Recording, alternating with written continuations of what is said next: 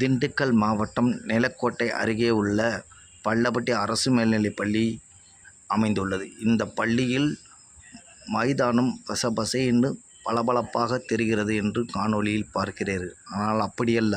மழை காலங்களில் தண்ணீர் தேங்கியும் சேரும் சகதியுமாக குளம் போல காட்சியளிக்கிறது. இதனை சீரமைத்து தர பொதுமக்கள் கோரிக்கை விடுத்துள்ளனர். இந்த மைதானத்தில் நடந்து செல்ல முடியாது. அந்த அளவில் சேரும் சகதியுமாகத்தான் காட்சியளிக்கிறது. உள்ளே சென்றவர்கள் கால் மாட்டிக்கொண்டு வெளியே எடுக்க முடியாமல் தவிக்கும் அவல நிலையில் மைதானம் பரிதவிக்கிறது. அனைவருக்கும் வணக்கம். எங்களது ஊர் பள்ளப்பட்டி. பள்ளப்பட்டி என்றாலே பெரிய ஊர்.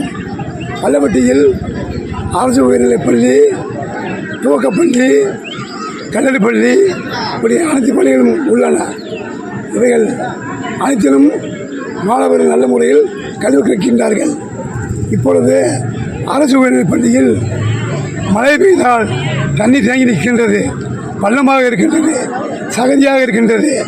அதனால் கண்டிப்பாக இந்த பள்ளத்தை மண்ணெடுத்து மூடி மாணவர்களை பாதுகாக்க வேண்டி இப்பொழுது பள்ளப்பட்டி அரசு உயர்நிலைப் பள்ளி ஊருக்கு அவுட்டரில் இருக்குது.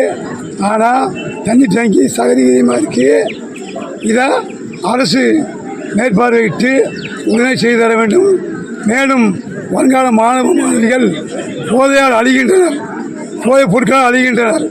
வருங்கால மாணவர்கள் பொதுமக்கள் போதைப் பொருட்களால் அழிகின்றனர்.